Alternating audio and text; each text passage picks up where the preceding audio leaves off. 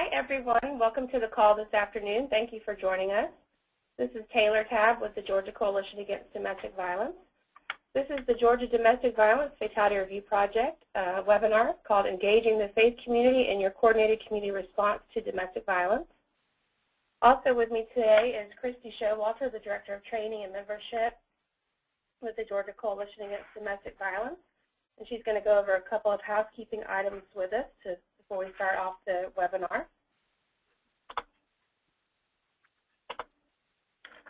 Good afternoon, everyone. We want to make sure before we start with the content that everyone can hear us. For instance, we had ourselves muted when we first started talking and realized that. So I want to make sure that you all can hear us loud and clear right at this moment. So if you can hear us, please use the control panel on the right side of your screen and click the hand icon. That essentially raises your hand and lets us know that you're able to hear us right now at this moment. While you're doing that, we want to go ahead and tell you that if at any point during the webinar you are experiencing some technical problems, either that you are lose connection to the webinar on your computer, or if you're having problems with the audio, the best resource for you to connect with for that type of technical support is actually the webinar service provider that we use. So contacting their customer support at the number that you see on the screen or through their website. So you can dial 1-800-263-6317 or go to support.gotomeeting.com. And also one thing that you may try if you're having difficulty with the audio, perhaps cutting out or being patchy, the best audio connections are ones where you dial in via the telephone rather than using an internet connection to listen through your computer speakers. That requires a very fast internet connection and sometimes can result in some choppy audio. If you have questions or comments for us or for our trainer today throughout the webinar, we encourage you to use the question box or chat box that is also at the bottom of your control panel. You can submit those questions to us, and Taylor and I and our trainer today, Victoria, are the only ones that will see those. They won't be shared with the rest of the audience. So feel free to use that as a way to ask us questions. That's the quickest and easiest method to do that. Also, one of the most frequently asked questions that we get on webinars is whether or not we will be sharing the PowerPoint slides. And indeed we will be. After the webinar ends today, we will be sending you an email. Everyone who actually has connected to the webinar and logged in will receive an email from us with PowerPoint slides, handouts, as well as a link to complete an online evaluation and give us some quick feedback about the webinar itself. Also, that email can be used as your documentation for participation in the webinar for those of you that need to document that for your training records. We will not be able, we're unable to issue certificates of attendance for our webinar programs. So that's it. At this point, I will turn it over to Taylor. So just one more housekeeping note. I just wanted to say thank you to the Georgia Criminal Justice Coordinating Council. This training is supported by a sub-grant number W148024 awarded by the Criminal Justice Coordinating Council, who is the administrating office for the STOP Formula Grant Program. Okay, just to give you a little bit of overview of the Georgia Domestic Violence Fatality Review Project. This is a joint initiative between the Georgia Coalition Against Domestic Violence and the Georgia Commission on Family Violence. This project began in 2004. In the last 11 years, we've reviewed over 100 domestic violence fatalities and near fatalities in about 22 communities around the state. And every year we issue an annual report. We just issued our 11th annual report, and this report contains all of our charts, topical discussions, recommendations, and is distributed throughout the state. Part of what we've heard from our fatality review teams and from the family violence task forces around the state is that you love the report and you love when we issue it and at the beginning of each year, but you'd really like to hear from us year-round. And so in response to that feedback, we've started this webinar series. And today is the first webinar in this series, and we were overwhelmed by the response. We received 190 registrants for this webinar. So we're really hope that you get a lot out of it, and we look forward to seeing you or hearing from you in some of our future webinars. Our next webinar is going to be on April 30th at 2 p.m., and it's Financial Abuse, What You Need to Know. And the formal announcement and the registration will be coming out next week, so take a look for that. And you also on your screen, you'll see a new website that we just launched. This is another way to hear from us, on a more regular basis. It's georgiafatality.review.com. You can go there. You can download this most recent annual report. You can download any of the other annual reports, and you'll see all kinds of tools and resources there. And eventually, we're still kind of working out that website a little bit, but eventually all of our webinars will be archived there as well. So if you miss a webinar, or you miss a portion of one and you'd like to hear it, you'll be able to go there and listen to the webinar. Okay. Let's just talk a little bit about why we're having this particular webinar today. So in our 2014 Fatality Review findings, we found that 31% of victims and 21% of perpetrators were connected to a religious community in the 5 years prior to the fatality. And this is just where we knew that they were connected to some kind of religious community. Now, for comparison purposes, I put some other statistics up here. You can see that in contrast, or comparison, 79% of victims and 83% of perpetrators had contact with law enforcement, whereas only 16% of victims had contact with domestic violence programs. So what this really says to me is that victims are turning to their faith communities for support prior to contacting some of the other systems that are in place to help them, and that I'm probably, preaching to the choir a little bit here when I say that we know that the faith community is a very important key in our coordinated community response to domestic violence. Also with our findings, we know that through interviewing near-fatality victims, near-fatality survivors and victims' families, that they are consistently turning to their faith community for support and safety, whether or not they disclose the abuse they're experiencing or not. And what I mean by turning to is that even if someone is not coming straight out and saying to the pastor or other leadership in their community that they are being abused at home, they are looking to the faith community for support.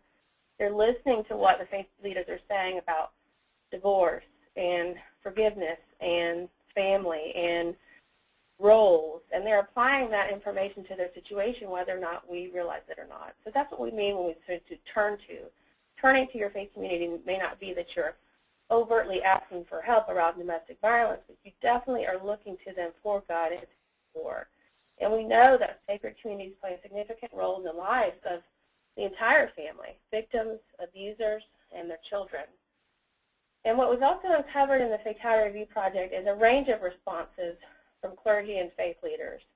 And while there have definitely been some responses that we've seen that have been supportive and encouraging, more often than not, there is a good bit of work to be done with the faith community just in educating them on ways that they can respond that are helpful and actually promote safety for victims and accountability for perpetrators.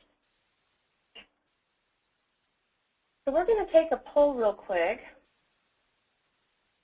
practice using our poll here, and ask you, because I said, we were really pleased with the number of attendees that we received, and there's a wide variety of you on the call. So we just want to take a quick poll and ask you, which of the following best describes your organizational agency? And if you could just take a moment and click which category applies to you, either a domestic violence shelter advocacy program, a law enforcement agency, courts. That's a pretty broad category, so I included prosecutors, victim witness advocates, judges, and others affiliated with the court system, family violence intervention programs. Or if none of those four fit you, you can type you can click Other and then type into the chat. Into the chat or the question box. Type into the chat or question box what system you represent today. So we'll give you just a minute to respond to that.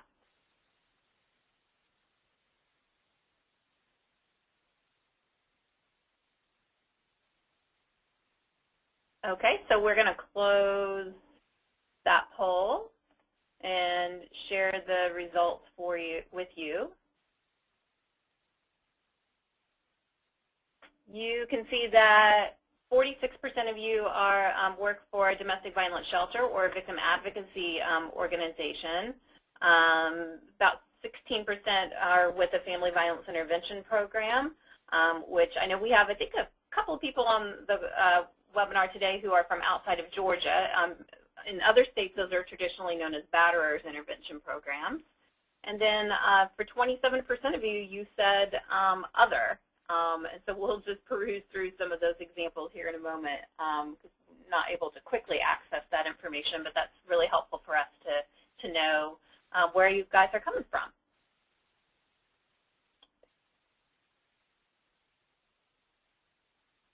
Okay, well that's it for me, and now I'm going to we're going to turn the controls over to Reverend Victoria Ferguson-Young, who is our guest speaker for today. And while we turn the controls over to her, I'm going to read you a little bit of her bio. Reverend Victoria Ferguson-Young is the founder and executive director of the Kindred Moxie Network, a new nonprofit organization dedicated to galvanizing youth, young adult faith leaders, and anti-violence advocates through action-oriented training, peer support, and an online community into the movement to end violence against women and all of humanity. She brings close to 8 years of experience as a faith leader and an advocate to end domestic violence in several capacities. She served as a part-time chaplain, women's advocate, and community educator for the Women's Resource Center to End Domestic Violence in DeKalb County. She previously worked in the Fulton County Solicitor's Office as a family violence counselor and victim advocate, and as a compliance officer in DeKalb County Magistrate Court. She also was a chaplain at the former Metro State Women's Prison. She's a licensed as a minister in 2008 and ordained in 2010 in the Baptist denomination. Victoria currently serves at the First African Church in Lithonia, Georgia. So what I really appreciate about Victoria is that she is an ordained minister, and she has experience as a domestic violence advocate in a lot of different capacities. And so she brings both of those hats with us today, and I will turn it over to you, Victoria. Thank you for being with us. Thank you. Thank you so much to Christy Showalter and Taylor Tabb. Thank you for the invitation on today, and also just to the coalition and the commission. So looking forward to our conversation and to the webinar. So let's get started, everyone. So for today, we're going to touch on several different topics as we move through the conversation on engaging faith communities to improve and to work on your coordinated community response. So first, we'll talk about why faith communities. Taylor started to touch on some of those things that make faith communities so important, but I'll expound upon that a little bit more. Considerations and ideas for partnerships, things you may want to just work on as you build your CCR, building connections and relationships, successful continuing collaboration, creating an effective partnership, addressing conflict and harmful practices, very important part, envisioning a new reality, and then finally resources and, of course, questions. So why faith communities? Faith communities are so critical and so key to doing the work to end violence and domestic violence because survivors of violence are more likely to go to their faith communities for help before even going to the police or to the domestic violence agency.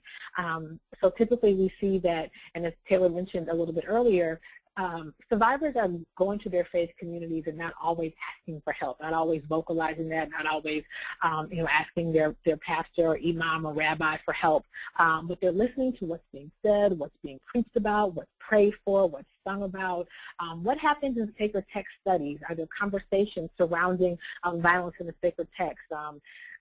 There's so many opportunities in which survivors are looking and listening for help, also looking to see what resource information is available in this faith community, in this place of worship. Is there anything discreetly available in bathrooms? Is there even anything that's much more visible, a poster board with information or resource information or handouts or things of that nature? So survivors of violence are going and looking. Sometimes they are asking. A lot of times, yes, but sometimes just looking for a word or some type of solace to help them, something that's comforting, something to let them know that there's help available or that this should not be happening to them. Further, we see this a comment there from a few sociologists that survivors are also going to faith leaders and religious leaders before going to any other helping professionals. So before they go to even their physicians or doctors, or before they're going to anyone in their place of work, or if they're at a school, to any administrators or people in leadership at their school or college or what have you.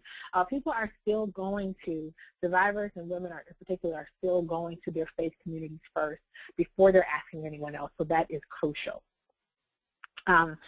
In 2004 through 2004 to 2011, the 2012 Fatality Review mentions a stat that I thought was really important, and I wanted to make sure that I mentioned to you all, is that 30% of victims killed by their perpetrators were involved in the faith community, and that same percentage was also involved in their local magistrate court. Well, that's so crucial because in that statistic, and of course that Fatality Review is available for you to look at as well. You'll see there's a list of several other places, several other entities throughout the community, from schools to, of course, businesses, domestic violence agencies, police, all of that, where places where victims who were again killed have gone to for help. And overwhelmingly, 30% was a large percentage. Domestic violence agencies, I believe the police, were much, much lower, even 10, 15, 5%. So to see 30%, that is quite significant. So again, just letting us know that a large number of victims that were killed did have connection to or were a part of a faith community at some point. But another thing that makes faith communities so important and such a crucial part in doing the work to end violence is that they shape our consciousness. What we see is right and wrong, our morals and values and beliefs, the things that really shape, what is most important to us. And so they're crucial places and key places where a lot of education and teaching can take place, and that being positive or negative. So from talking about, what relationships should look like, how deity sees relationship, or how God, may see relationship, or one or whatever one believes in, how that's present. Even talking about, gender equality, there are opportunities that faith communities have that are really truly unique.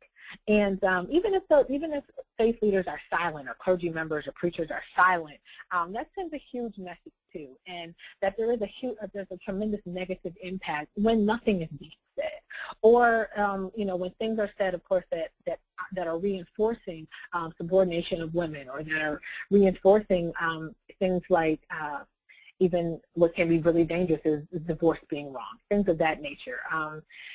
So it's so important that faith communities recognize how critical they are in shaping consciousness, and that as advocates and all of those that are assembled on the webinar today realize how important faith communities are in being able to teach from a very young age, of course, the elderly, so there's can run the gamut of ages of people that are in faith communities.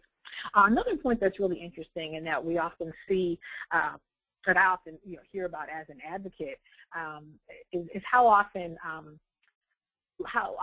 clergy members will say, or their response when someone confides in them about violence they've experienced or abuse they've experienced. Sometimes, people are told, women in particular are told to just go home and pray about it, or, what things can they do differently, or they're not believed. What's happening to them is not believed by their clergy member or faith leader or even fellow congregant. And so we see that, and oftentimes it can be due to a lack of training or experience that clergy members have or do not have, that is. The fact that, and there's a stat there that I mentioned from a little bit older Fatality Review, but still very, very pertinent. I haven't seen an update to it recently, but in a study in that Fatality Review, reported that only 3 religious institutions out of 36 studied across the country offer a class or some type of training or anything on domestic violence or sexual assault. So that's a huge, huge issue there, that so many people, so many survivors are going to faith communities for help, but a very, very, very small number of faith leaders across all types of religious traditions and denominations and faith traditions have any training, experience, exposure to how to respond, how to prevent, how to address domestic violence at all. So we see that as a huge issue, and so it's so important that you know, the leaders and the faith institutions are connecting with the movement and the work and the advocates to end domestic violence. Okay, next. In all communities, a person's faith is often a very critical part and key part to their lives. What they believe, essentially, you know, is so valuable and so important to them. So it's a great space, again, for survivors and also for perpetrators to be held accountable for perpetrators, for survivors to have a space for support and for help. So faith communities are really unique in that space, because what someone believes truly drives what they do. And so if they're able to, if faith communities are able to shift and to have conversation, education, training, Bible studies or sacred text studies or in preaching that is really shifting consciousness, that is addressing this issue, that's talking about the impact that it has, that's talking about how it's wrong, we can start to see, I really believe we can start to see a huge shift in consciousness and perspective. Not the only thing that needs to happen, but a huge part of what needs to happen.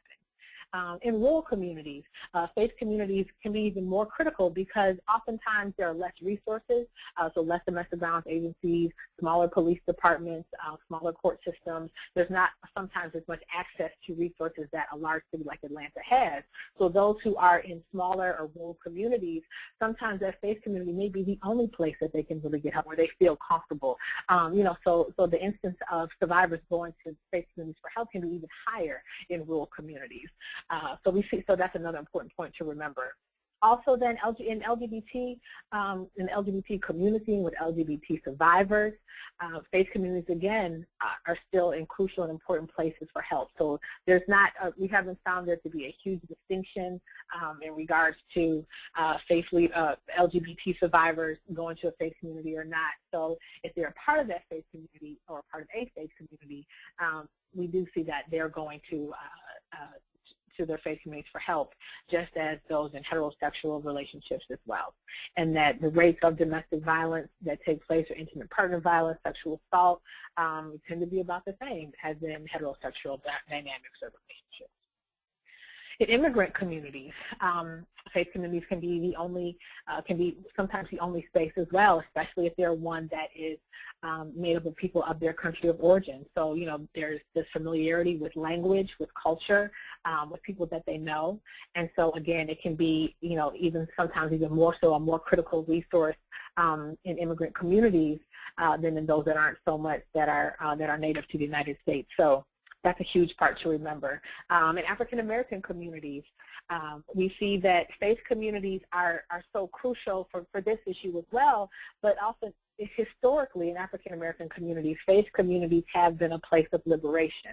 Not in every single instance. There can also be there are instances and there's a history of discrimination against women and women not being allowed to speak or preach or be ordained. However, when we look to like the civil rights movement, which was birthed out of the church, which we know civil rights leaders such as Martin Luther King and Malcolm X, who were faith leaders, who were very heavily involved in their faith, you know, were the leaders in this movement. And so it's been a key place for African American communities to go to for help, for liberation, you know, in seeking change.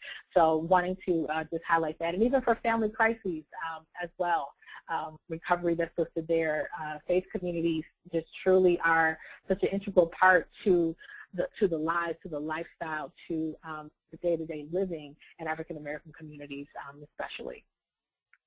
In the Latino community, we see that religion really contributes to there being an emphasis on family preservation, and that it also shapes how Latinos approach and respond to their life situations, of course, domestic violence. And in this instance, I want to highlight an organization that's located, that's based here in Atlanta, Camino Latino, because they truly embody the family preservation that is so critical and key in Latino communities.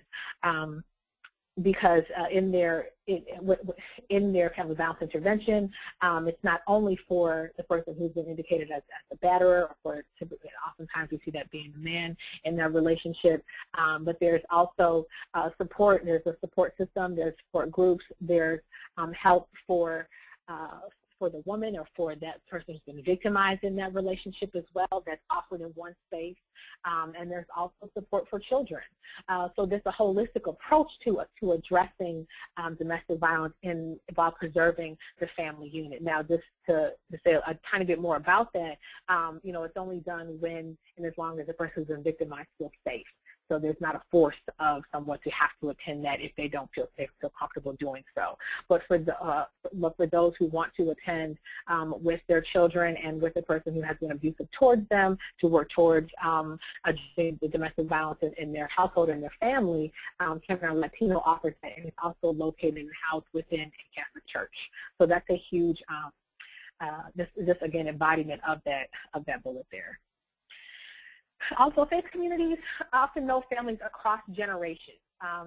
And that's something that is really unique as well. Unlike a school or a place of business or other places or organization or sorority, fraternity, what have you, civic organization that individuals belong to, or school that children go to, a faith community really is a space for everyone when they're there, when they come in, and oftentimes across generations. So we see grandparents and grandbabies together, and we see uncles and aunts together, and entire families oftentimes attending churches, or attending faith communities or masjids or synagogues. And so it is a key and crucial place where all these individuals across the spectrum can be touched, can be engaged surrounding this issue, and even having conversation on healthy relationships, which I'll talk a bit more about, kind of distinction there a little bit later. So wanted to just mention that point too. And these points are all, I'm saying them, some of you may know them, but it's important to really just be reminded of them so that when you do seek to engage faith communities and faith leaders, you can hear why it's so critical, why they're so critical in this movement. Oftentimes that can be met with resistance. But when you have some more information, you have some really strong points you can mention to them, it can really make a big difference. And also in your own organization, you may be one of the only ones who's really whole about wanting to reach out to faith communities and involve them in your coordinated community response. And so these bullets, these points can really help to bring others on board with why that's so important. Last point here, faith communities, again, they're parts, they offer and they are places where people will celebrate major life cycles in their lives and commemorate. So from marriages and births to naming ceremonies, baptisms, and even funerals. So, again, no other really entity in our communities really does that quite like a faith community does. Some important things to remember, just the prevalence of how many United States citizens are part of faith communities. So 75%, across the gamut of all different types of faith traditions, you see them listed there, are involved in or connected to a faith community. And abuse doesn't favor one religious or economic group at all. It is found in all groups. There's no faith tradition that allows or encourages domestic violence, something else to remember. So it's not more prevalent in one group because of how women may present themselves or dress, or it's not less prevalent in a group that appears to be quote unquote more liberal or something like that. It truly is present in all spaces. Okay, so some things to consider and ideas for partnerships as you're reaching out to faith communities. First, creating and implementing effective conversations is key. So kind of going back to the point I mentioned a little while ago about the fact that having more information, having some strong points, having some key things to lead with when you have a conversation or when you're engaging faith communities as to why we need to be involved with you, why we want to work with you, why we want you to be a part of our task force or coalition, or why we'd love to, come and speak or do a training with your faith community, or whatever your initiative may be, whatever your idea is, what you want to work on. Having some key points that you can lead with about why this is so important really helps. And, and this could be much more than what I've mentioned, but this thing to create an effective conversation to really bring people in.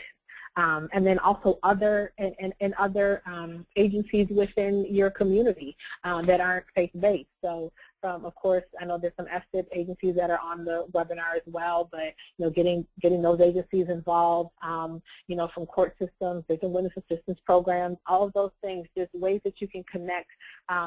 Sometimes, of course, there can be resistance or pushback there.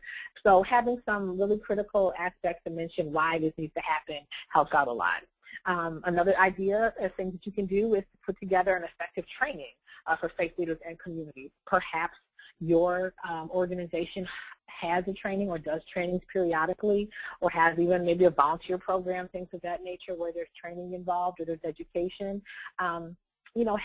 Invite faith communities to be a part of that, and invite faith leaders to be a part of that. Or if your idea is to host a training where faith leaders can come, or members of faith communities can come that aren't in leadership, so that's an effective way as well.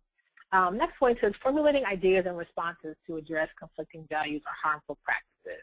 This is a really important point that I believe many people kind of struggle with as well, and I'll talk a bit more about that a little bit later in the webinar. But it's a key point to really work on and to to iron out with faith communities, and even as an agency or as an advocate, how you want to identify, how you want to address responses to conflict. And so that's a key piece, because so many survivors, and as an advocate, I've heard countless stories of women who have gone to a faith leader, gone to a clergy member, letting them know what has happened, that they've recently are been dealing with abuse for a long period of time, for a short period of time. They may be scared, and so often the response is, you need to just pray about it. So often the response is, you need to just pray about it. You need to just just think more about what you can do differently. And so having some responses to that, and having some resources to that, so that survivors and faith leaders in particular know how they should have better ways to respond. That they can, instead of saying that, if they're not sure what to say or know how to respond, they at least know about an agency that's nearby in the community that they can connect with, or they at least know about a family violence intervention program that that they can encourage someone to attend. So that helps a lot too. All right, next point, recognizing the intersections of faith and domestic violence. As we know, domestic violence does not operate in a silo. It's not the only thing that survivors are dealing with. There's so many other aspects that impact the lives of survivors, and sometimes the violence that they're facing is not the worst thing that's going on in their life.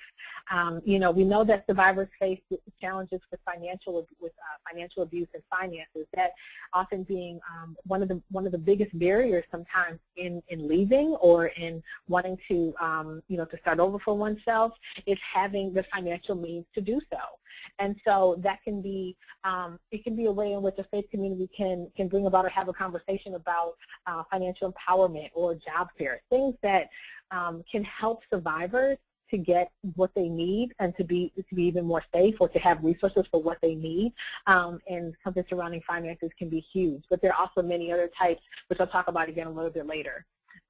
Number 5, another thing is to really work on developing a long-term engagement plan or sustainable plan of working with faith communities. Doing something once or twice is great. We want to count all successes. But impact and change really takes place over a longer period of time. And so doing something once or twice is good, but to create opportunities or a plan of action that can really allow for there to be a more long-term relationship, something that maybe happens ongoingly, can be really effective. So just to keep that in mind too. All right, so in building connections and relationships, what are some of the first steps for outreach? First is identifying who it is that you want to reach. What agencies or what faith communities have you already worked with? Maybe there's some you've worked with previously. Who's close by? What's right in your community? Sometimes starting there can be most effective and easiest to do. Also looking for those faith leaders and those faith communities that are really, really active already in social justice work.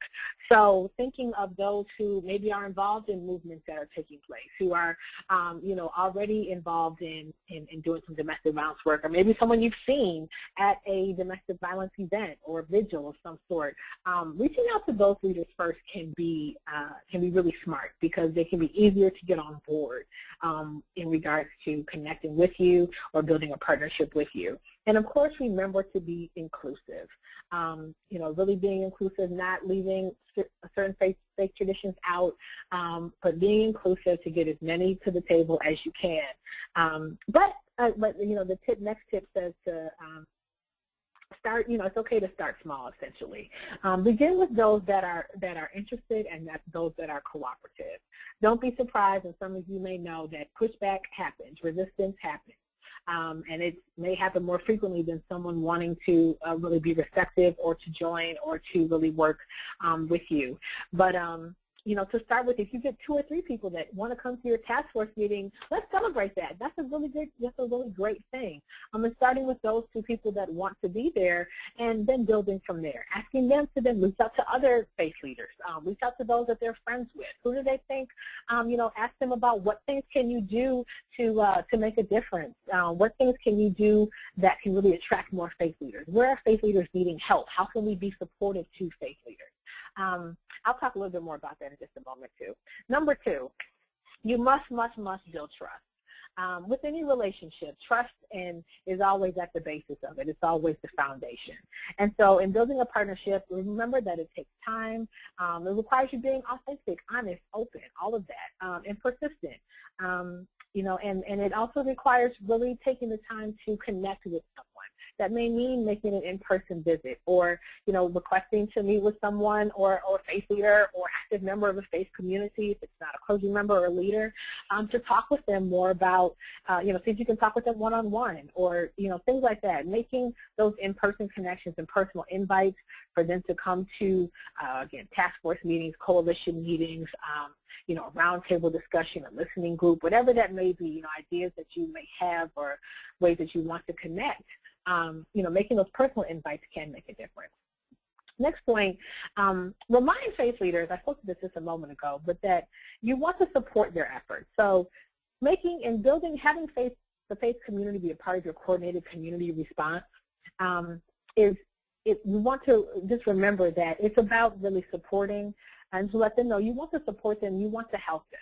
For faith leaders, and myself included, and those who pastor, which is not me, but those who do pastor, of course their plates are very heavy. They have many responsibilities, oftentimes are, can be overworked at times like that. So, but let them know that you want to support their efforts. They have a lot on their plate. Let them know that this is a difficult issue to deal with.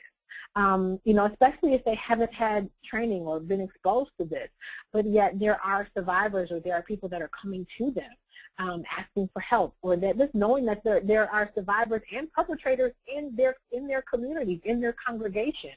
Let them know that you want to help with that. You want to help them, not only train, not really imparting, an attitude that we need to tell you what you need to be doing because what you're doing is wrong. That's not really effective in getting more people on board. It's better to catch more flies with honey than with vinegar type thing. Next point is celebrating all accomplishments, no matter how small. So if you get one faith leader, you get one member of a faith community to come to an event, that's a big deal. Celebrate that. Thank them, of course, for coming. Involve them in, the conversation as well.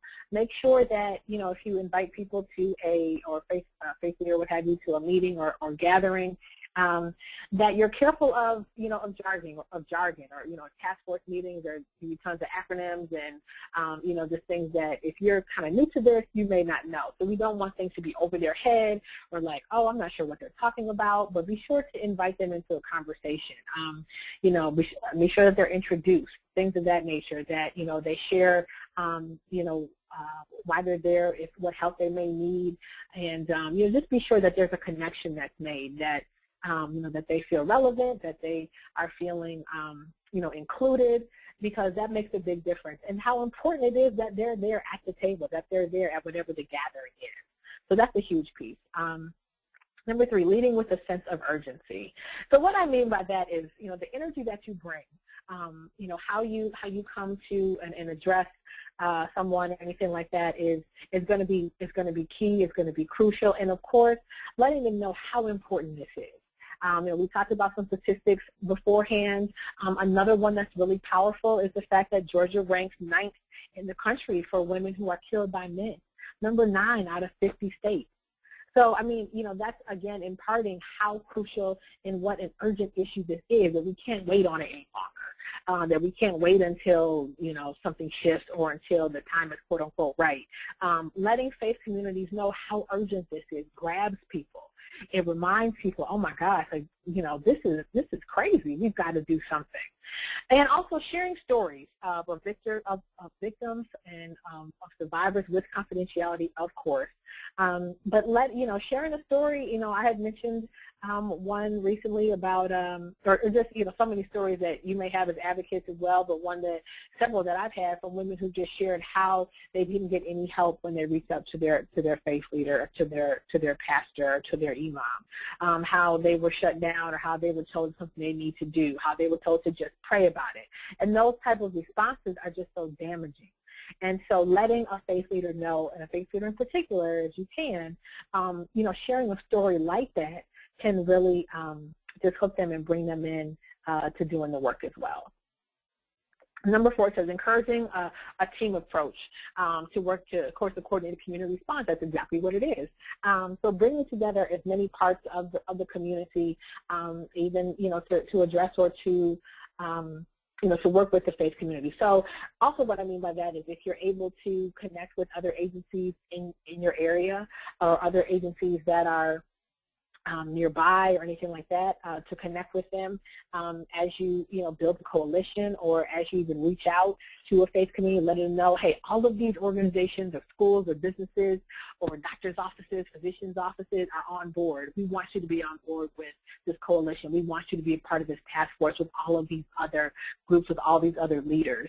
That really helps as well to bring people aboard. And of course, we know that without the coordinated community response, without each part of the community doing the work and not tolerating domestic violence in any way, shape, or form, that's the only way we're going to see change. That's the only way it's truly going to stop. So getting everybody on board is essential and key. Other part there is that reminding faith leaders that when they are connected, or when a faith community, period, is connected to resources, so to domestic violence agency, to a family violence intervention program, to even if law enforcement as well, if there's a relationship there, it can help to remind them and let them know it can take some of the burden off of them. What I mean by that is with the busyness that faith leaders have, and I'm speaking again to kind of leaders in this sense because a lot of times they're the ones who hear about what survivors will disclose to a faith leader in particular, not always, but a lot of the time.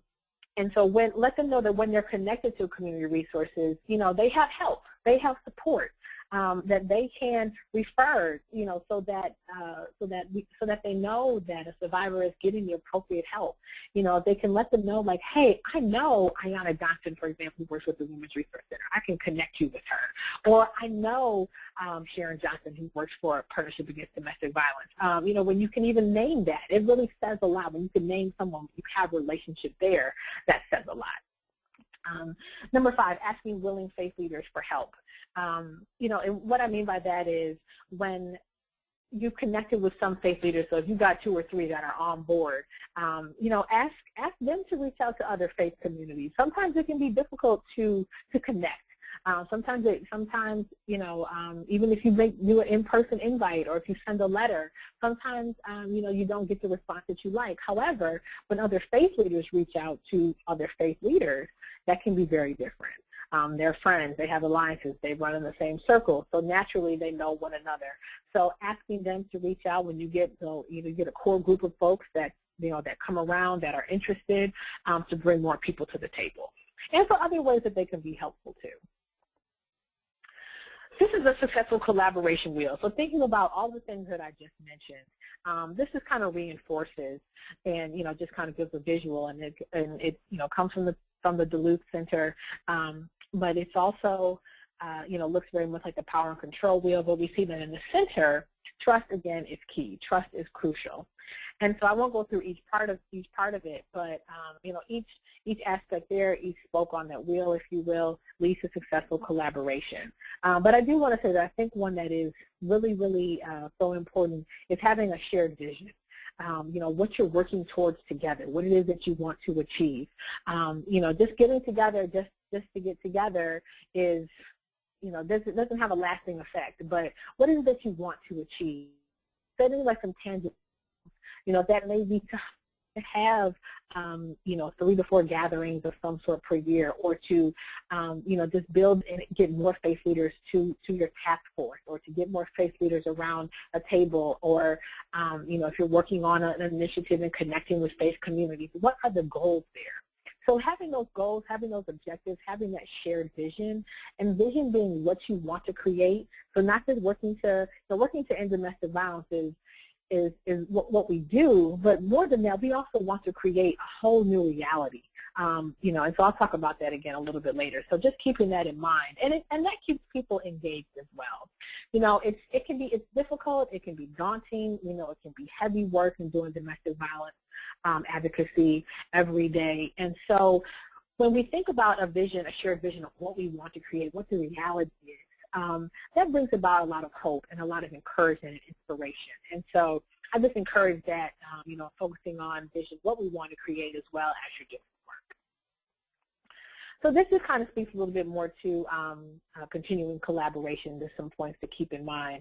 Of course, starting with networking, and kind of reiterates what I've been talking about. Starting with networking, connecting with others, coordinating what's going to happen, who's going to do what, the cooperation of working together, and the collaboration piece of, of building partnerships, building relationships within the faith community, and even, with the entire community as a whole, and then which leads to multi-sector collaboration. So from different entities that come together, from schools, law enforcement, places of business, health, hospitals, doctors' offices.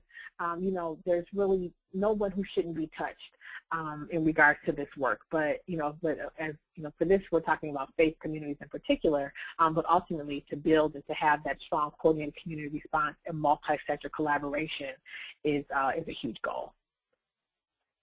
So in creating an effective partnership, I'll just elaborate on some important things to keep in mind. Now, these are not, there could be more things you can do.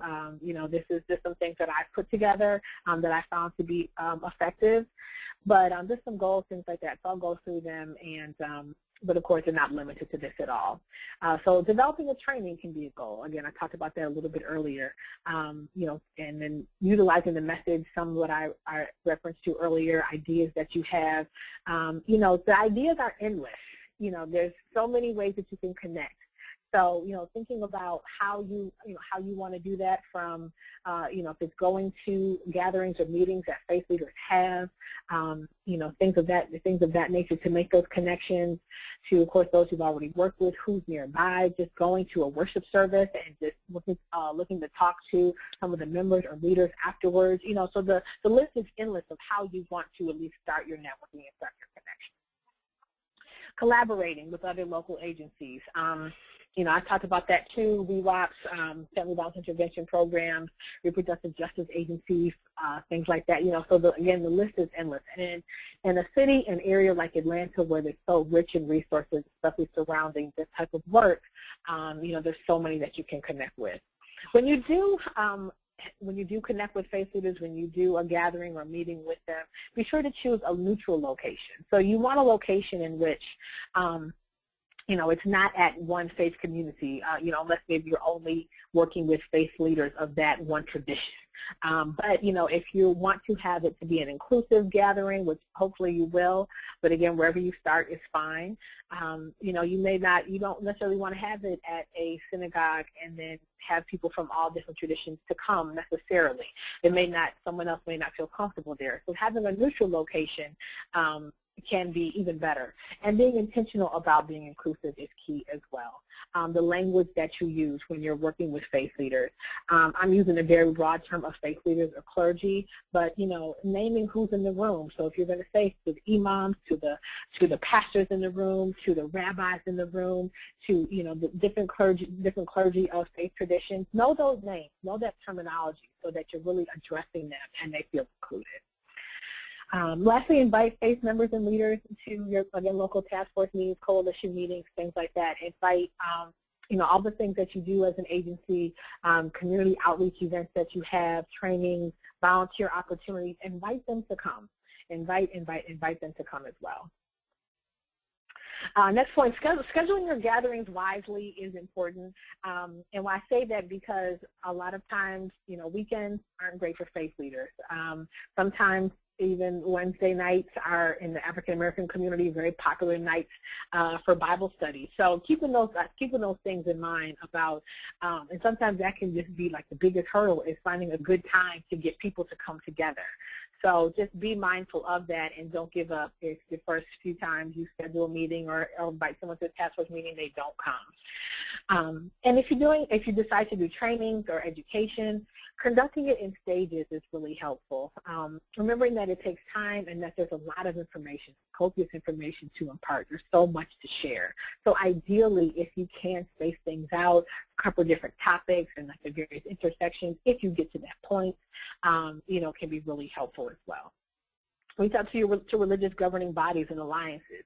At the end of the PowerPoint, I do have resources, and again, you'll get that email to you of various faith leader alliances and agencies where faith leaders are a part of that you can reach out to. And they mostly are Atlanta-based, but some are national. And this next point I think is really important in thinking creatively about your training or initiative and partnership name. I talked a little while ago about being vision focused instead of problem focused. What I mean by that is it's probably not best to have your initiative or name for your partnership or collaboration just to be a domestic violence initiative or domestic violence outreach, or especially that faith community. Because that's not going to be best. Why? Because number one, it may not be safe for everyone. For a survivor that may want to attend or go to a gathering or speak out, if it's called a domestic violence speak out, it may not be safe for her to go. And so, we want it to be something that's vision focused. Why? Also because, of course, there's a stigma that's attached to it. People are scared about going to that, and even sometimes an outreach to your faith community, you may want to not necessarily lead with talking about. You may not necessarily want to lead at first with talking about domestic violence, but to talk about how important it is to work on healthy relationships. Because when they're not there, then you see, the impact of that as an advocate or as a family violence intervention program coordinator or facilitator.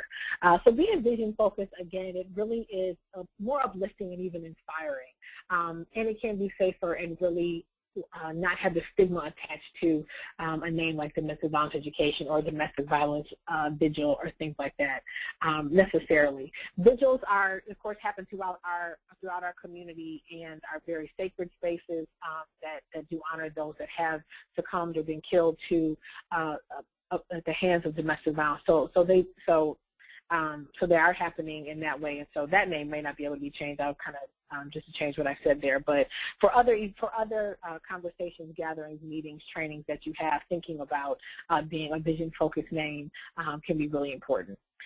Next point there, talking with faith communities about resources versus roadblocks. There's a form that should also be emailed to you, I believe, as well.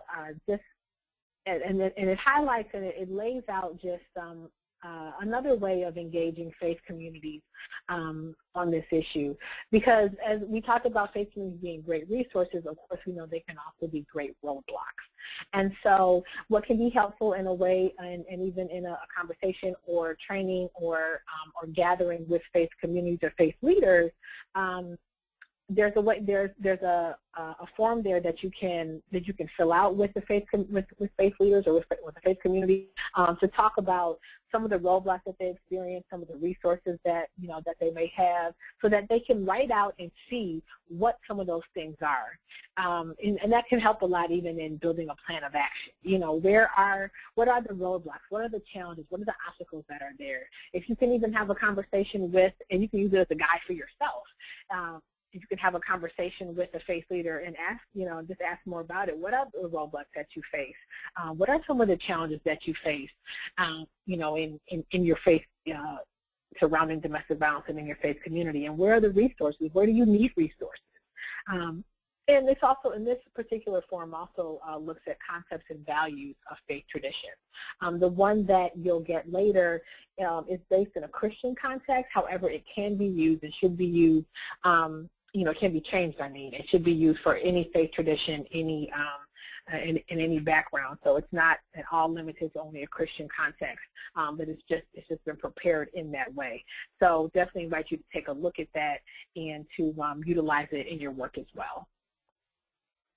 So some aspects of collaboration as well to focus on that I found to be very effective in the work that I've done with faith communities, including my own, is to, number one, just talking with them about breaking the silence. We talked about that early on, speaking about it, preaching about it, teaching about it, talking about it. When that happens, it makes such a difference. I will share just a quick story with you, in that when I, just a few years ago, was talking with a Presbyterian pastor and telling her about the work that I've been doing and how I've been working as an advocate, and she told me, she said, I believe that domestic violence is happening in my faith community. I believe that it's happening in my congregation, but no one ever comes to me. No one is saying anything, no one is confiding in me about it, but I know it's got to be going on. I know that it's so prevalent in our society and in our community, so I know that it's got to be happening. And so I asked her, I said, when was the last time you preached about it? And she said, I haven't. I've never preached about it because I haven't thought it was an issue. I didn't think to do it. And so I said to her, when you preach about it or when you talk about it or you speak about it, people will come forward. It sends a strong message and a strong invitation to those in deepest need that this is a place where they can get help, that my pastor in this instance or my faith leader can be a great resource. This person knows more about what I'm experiencing. I bet they have some more information. So it communicates so much. On top of it being education there, on top of it imparting information about the issue, but it communicates a lot to survivors and to perpetrators as well, that their actions are not to be tolerated, their actions are wrong, but that for survivors, that this is a place where they can get help, and hopefully for perpetrators too, that they know this is, maybe I can't go to my pastor with this issue if it's something that person hopefully wants to change, and hopefully will. Next, safety and support, putting survivors first. So, you can encourage your collaboration with the faith community to be on having a support group for survivors, or just a group in which women can come together and to talk about, what their challenges they're facing in their relationship. That can be a very, very helpful aspect that works very well oftentimes in faith communities. Many faith communities have women's groups or women's ministries or things of that nature, and so they can be so helpful and supportive. And just having a safe space, a confidential space to share the challenges that they're facing, and then to have leaders there that can offer resources if needed and help if needed, can make a huge difference. Assessment. So that kind of speaks a little bit about the resources and roadblock sheet I was talking about, but not limited to that. Talking with faith leaders about how they've dealt with domestic violence in the past. What does that look like? How has that happened? What went well? What went horribly? What would you want to do differently? Where do you need help? All of that. Education and training. Talked a lot about that too. So just opportunities to plant seeds, opportunities to share knowledge. In many faith communities, sometimes the faith leader or that pastor or imam or rabbi or other clergy member is not may not be the one who sees members of the community who need help. Sometimes there are, in the Christian context, there are deacon boards, or sometimes there are counselors that are there. Sometimes there's counseling ministries. So training, so those can be spaces where people would then really go to share where they need help or disclose what may be happening to them. So education and training in those spaces or with those particular individuals can be really, really helpful and important there. Just go back. Oh, sorry, I went a little too fast here. But accountability is an important piece as well.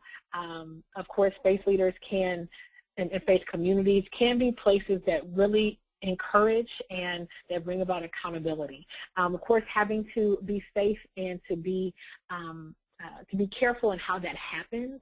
But, you know, some of the most effective ways, I've heard stories from survivors have been when they've shared that, you know, at times their partner or husband was abusive and several men from their church went and confronted him about it. Now, that's not always the best or safest thing to do.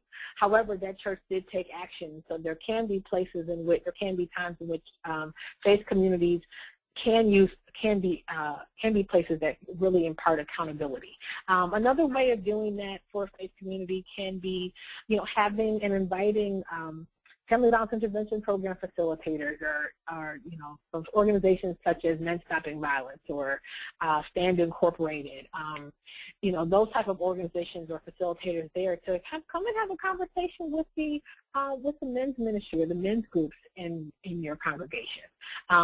You know, that can be a great way of doing that, in which, you know, sometimes I've worked with faith leaders in which we've known or they've known that, you know, there has been a perpetrator of violence or someone has a family violence protective order issued against them in their congregation. So how do they handle that in a way that can, you know, that can be addressed, but, you know, it of course keeps the petitioner or the survivor in that case safe. You know, what does that look like? And so one way that can happen can be having a space or having creating a space for men or for those in particular to have conversation with someone from a trained professional, like someone from Men Stopping Violence or from another family violence intervention program, where they can talk with them about their behavior, where they can talk about what needs to shift, what needs to change, but in a manner that is discreet. So it's not singling someone out. But they're trained and able to do that in a very effective manner that really gets men engaged. And again, I know I'm on this next slide, but I just have one other point from the last one I wanted to mention, and that is this, of course, community collaboration. You know, we talked about that, but that's the key here, building that coordinated community response that ultimately is always the goal, you know, creating ways to work together. All right, going to this slide now, creating an effective partnership. This kind of speaks to the intersections I spoke about earlier. And, you know, these are several different types of other issues that survivors that are part of faith communities often deal with or can be dealing with. You may choose to talk about this in the training you have. If not, you know, that's okay initially. However, it's important to know that these things are often also taking place, you know, in someone's life. And there's some that even aren't mentioned, that I didn't mention, but, you know, from substance abuse or, you know, just mental health challenges, things like that. So there can be definitely other intersections that are taking place in someone's life, other isms that may be affecting them. But it's important to know that all of these here, from crisis of faith, patriarchy, racism, cultural differences, all of them there can and do impact you know, the violence that someone faces, in particular a woman, male violence against women. So if you decide to do a training, if you decide to offer a training, or if you decide to host a training where you have faith leaders come to you, you know, be prepared or you know, start to think about how these dynamics can impact or can be involved in that training, because they are something for faith leaders to be aware of as well. So addressing conflict and harmful practices. of course, this is an important piece and sometimes one of the most challenging. So there's a few things I want to mention on it. First is that it's best to do when there's relationship established. And though, there may be times when you share something that's absolutely ludicrous, in the faith tradition or in the faith community rather, as an advocate, and you want to say something right then and there, for it to be well received, sometimes that's not necessarily the best way if there's no relationship that's established. So once you have built a relationship with a faith leader, with the faith community, once you have maybe spoken there or you've invited them to come, or you have now a bit of rapport there, that can help in addressing something that is a harmful practice. And again, sharing a story that you have as to the impact of that harmful practice can be most effective. Again, focusing on what the impact is. Chastising or telling them what they're doing is wrong can be difficult to be received, but when you talk about the impact there, that can't be denied, especially if you have a story or an experience that can be shared. Also, best to do in a group setting, with other faith leaders. So if there's an opportunity in which you have a group of faith leaders together to talk about an issue that that you're aware of, that you want to share with them, or some ways that they can handle that better. Of course, offering solutions helps a lot. The common response that a lot of faith leaders give of just praying about it, or you need to, see what you can do differently, or how can you change in some way. Offering and telling them ways that they can better respond to that. Giving them, again, just some more resources, some help there, some assistance. Not to criticize so much what they've done, because what I found is that oftentimes it's not that faith leaders don't want to be more helpful, they really just don't know how. They really have been like, man, I'm so glad I've met you, because I don't know how, I haven't known how to deal with this. I haven't known what to do. I've, just did what I thought was best, but I didn't know if that was right. So, a lot of times, that's often the case. It's not that they don't want to have better responses or do more work, but sometimes it's that they just really don't know how. Okay, next point, again, talking about in a group setting, illustrating a scenario or story, sharing your concerns, facts, statistics, again, impact.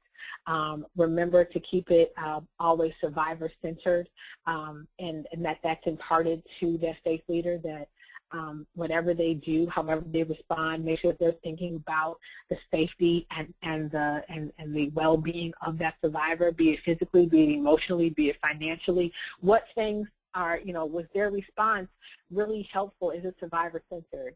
And even sometimes, a common response that I will even just share with faith leaders if they're not sure is, when someone discloses to them, is to say, how can I be most helpful to you? What is it I can do to help you? What help do you need? That type of response, can go a long way, and it will then inform that faith leader or that clergy member about how they can be helpful. Then once they know of it, or it's said, hey, I just really want, I want to go to a safe house. Is there some place I can go? Okay, now a faith leader can go to their resource list. Now, or if, hey, I just really want him to get some help. I just want him to get some type of help, if it's intervention, whatever. Okay, now they can go to their family violence intervention program. Once that survivor shares what they need by asking the simple question of, how can I be most helpful to you? What help do you need? That makes all the difference. And it can help, and it gives them really the information that they need to then refer them to the proper resources. And also, so I'll leave that at that right there. And then lastly, I said, please share examples, of a challenge, that faith leaders face. So if it's, from even talking about it, preaching about it, as well, that may be a challenge that they have too. So there can, creating a space to kind of have that conversation with faith leaders, asking them what challenges they have, and then you as an advocate or as as one who's reaching out to them, who's doing the advocacy work, can share some of the challenges that you've seen as well. And again, working towards solutions. How can you solve that? Not about judging, not about saying, or telling them that, what they believe so much is wrong, that really turns people off. But how can we work toward a solution? How is that survivor-centered? How is, how is that helpful for the well-being of that survivor and their safety? All right, so last point, again, envisioning a new reality. This is so critical and so key in this work, and especially with faith leaders and with faith communities. It can be even more fulfilling to have, to at least start the conversation or bringing people to the table about what are the healthy relationships, what's the goal that we have, and if it's healthy relationships, let's have a conversation about healthy relationships to bring people to the table, and we can talk about the challenges, of course, domestic violence, we can talk about resources, we can give education and training there, but it's also important that we talk about what we want the new reality to be. What is it that we want to create, especially for faith communities? What is it that they want to, what is it that we all want to see happen? What is it that, past this ending violence? So what will it look and feel like and be like when there is true gender equality, when there is no more domestic violence? What impact will that have? How will lives be improved? Just to really think about that. And it's a different way of thinking and a different way of being, but it can have really great results and really bring even more people to the table. So last one I just say there, this work is about more than ending violence. Its ultimate aim is towards creating healthy, thriving relationships, families, communities, and societies. So thank you very much. Here's some resources. I can, as you can see them there, I won't read through all of them, but there are several. Most of them are in the Atlanta area. I did hear Christy say that there are some people on the phone who are from outside of Georgia. So this necessarily may not work for you, but however, if you're in the Atlanta area, definitely you can check those out. Of course, the Coalition, the Georgia Commission, some local domestic violence agencies, also Khmer Latino that I talked about earlier is mentioned there too. And here's some other agencies that, that are some are national, some are in the Atlanta area, but that you can reach out to that do a lot of domestic violence work and does community organizing, social justice work, but that can be great organizations to work with or even help to inform you somewhat of, some things that you can do with faith communities. Here's some more national resources. The Faith Trust Institute is another great one for information, handouts, brochures, things of that nature. And that's about it. So I'll take your questions. We can have, those questions that may be asked and see if I can answer them to the best of my ability. Okay, Victoria, thank you so much. This is Taylor. Our first question is, how do you navigate when the audience starts focusing on the children in a way that implies the survivor is an unfit parent for staying in an abusive relationship? I usually address the barriers at this point, but I wonder if there's anything else we can do. Did you want to speak to that, Victoria? Sure. That's a great question because oftentimes the conversations can get railroaded into, like a whole different area.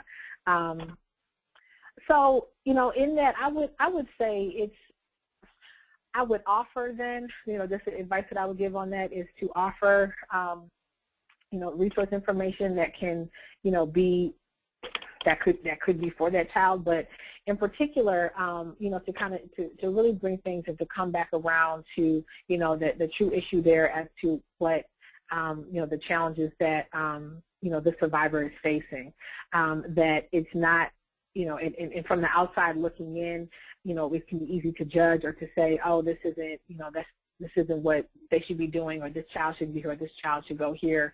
However, the survivor and that mother oftentimes is the expert in their own life, and so it's important that as faith communities and as faith leaders and advocates that that person is trusted, and that resources are offered to them for help. But it is really challenging, so I'll also open it up to Taylor and Christy, but if you have anything else you want to add to what I said. Well, I agree with what you said, Victoria, and what I would add is that all the research says that the best way to keep children safe is to keep their, primary caregiver safe, which is mother.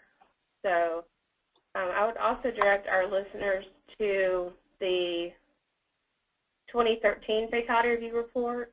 We talk about the research around resilience in children in I believe it's chapter 1, where we talk about what other research says about resilience in children and how, stability in their caregivers is one of the key factors.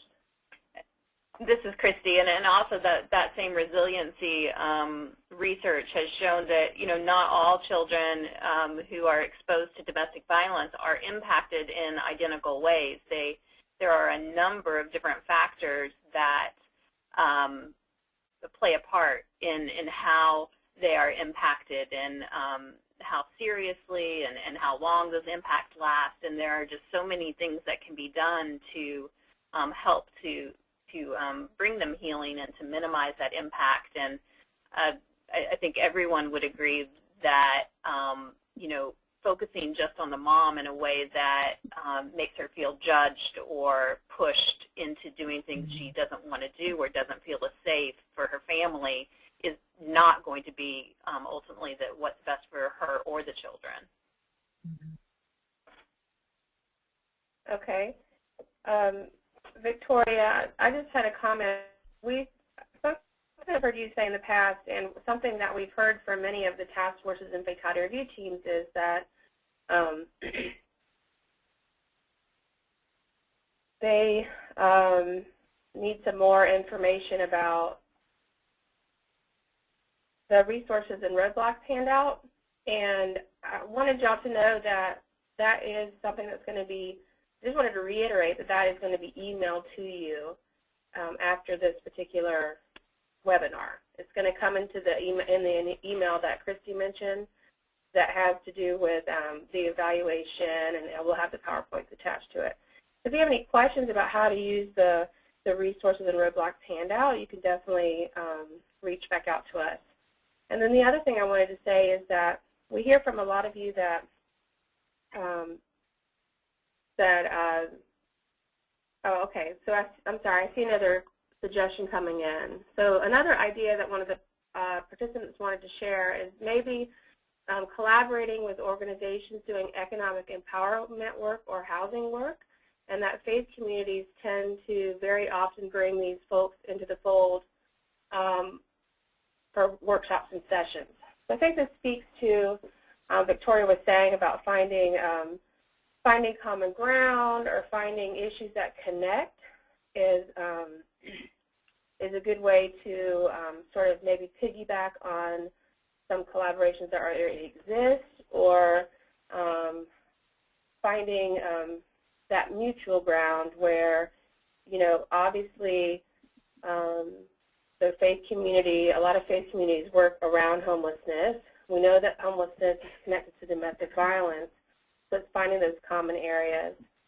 And then the third thing I wanted to address is that we hear from a lot of you that when you're doing events, when you're doing trainings or public awareness events, you're not able to get the highest person in the church, whether it be the pastor or the reverend or the imam or the rabbi.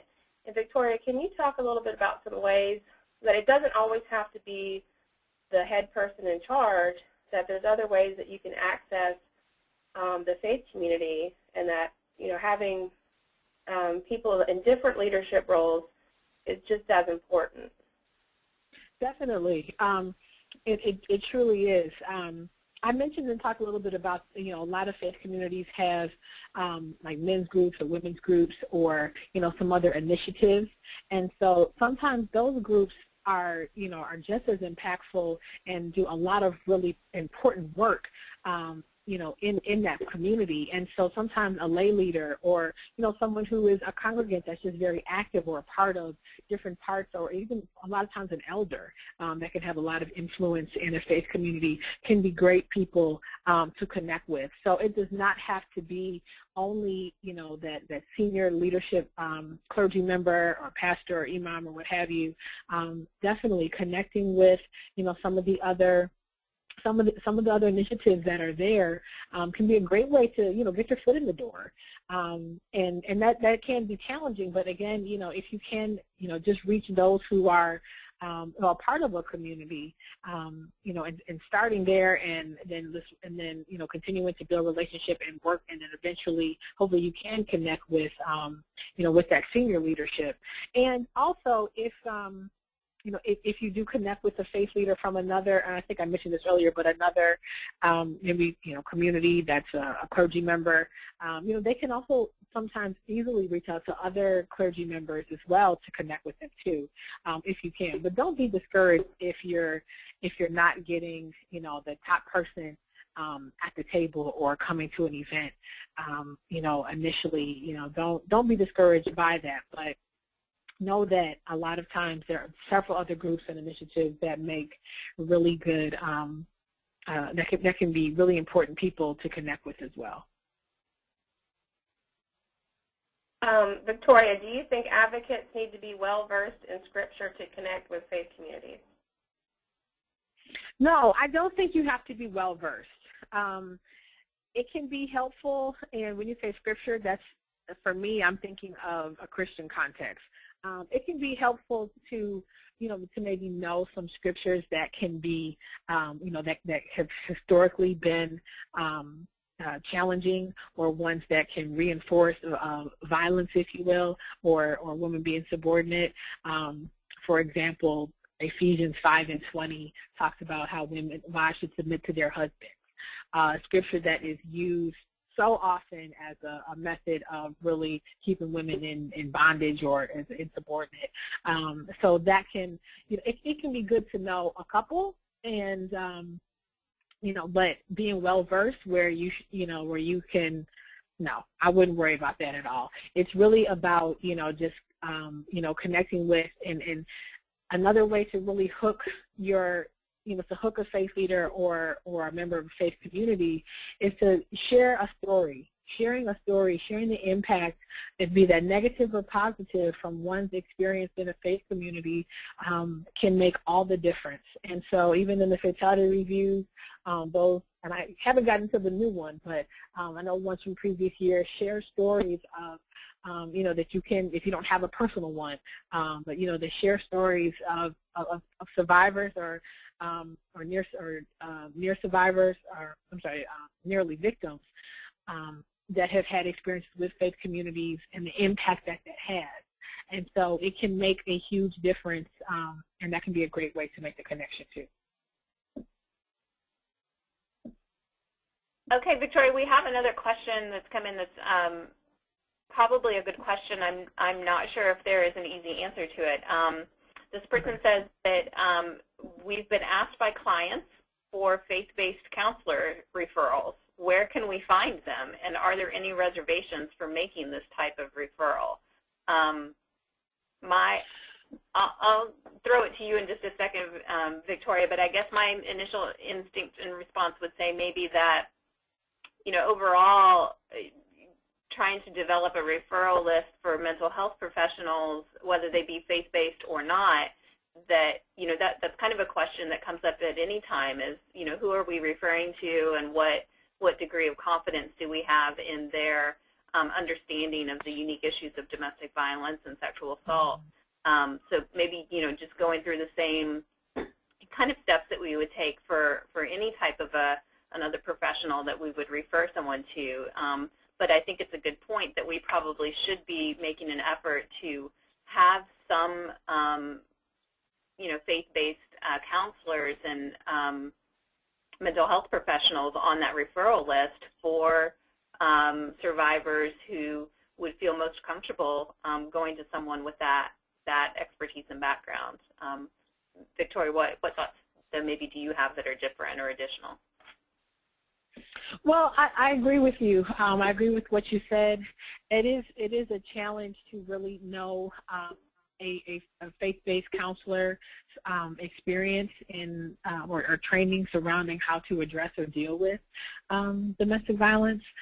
I know that there are some resources I can give, but to say surrounding like faith-based counselors or faith-based therapists, and there's the Care and Counseling Center of Georgia, and then also in the PowerPoint, I believe I have a resource for the Association for Clinical Pastoral Educators, Clinical Pastoral Education, and that is all surrounding chaplaincy, which is counseling and spiritual support and emotional support as a faith leader. So it is a challenge because to definitely find someone, at least maybe, especially if it's a local thing. But another resource is the Faith Trust Institute. I know that on their website, or at least previously, and I'm sure you could contact them if they've removed it or maybe things have shifted, but they did have a list of various faith leaders from many faith traditions that were that were trusted, trained, able to provide help and support, and possibly even counseling for some of them. These are people who are located all across the country. However, even just to maybe connect with one, or to look to one in particular to see maybe if they have a connection to someone else or something like that. So the resources there are limited.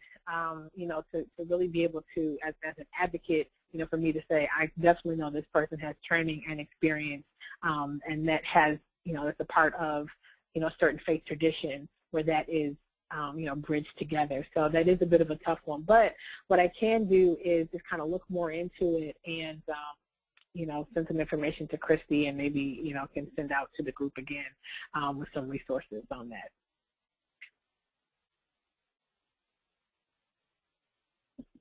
Okay, well, we've gotten a lot of great responses and questions, and unfortunately we can't read them all because we're running short on time, but I did want to just share one last suggestion from one of the attendees, and she said that she has success in the Episcopal Church, that they have ordained deacons whose role is full-time role is community service, and that they often are a good way to reach into those congregations through the deacons rather than the priest or other staff. And I've heard, too, from other groups that chaplains are also a good way to access the faith community, because they often have that sort of community service, sort of outreach, pastoral approach. So thank you for sharing that. And then also says the Diocese of Atlanta and the Diocese of Georgia cover Georgia, and that they could provide a list of those deacons. So if you're interested in connecting with the Episcopal Church in your community, perhaps the Diocese of Georgia might be of assistance to you. So I want to thank everybody for being on the call today. Thank you to Victoria for sharing all that information with us. I also wanted to let you know that, over the last 3 or 4 years, the Domestic Violence Fatality Review Project has worked on the issue of faith and domestic violence, and we've developed materials that are available on the Commission's website called the Sacred Safe Space Training Materials. But what we've heard from you is that you'd like them to be a little bit more concrete, so we're in the process of updating those materials where there's PowerPoint presentation that you can adapt for your different audiences, and also the handouts, the resources and roadblock handout will be there. So look for a forthcoming announcement from us that when those materials are revised and ready to be used. And then also look for the email from us after this webinar that has the PowerPoint. And make sure you look at the last 3 or 4 slides in Victoria's presentation, because she gave a very comprehensive list of resources that are available and helping you to continue your work with the faith community.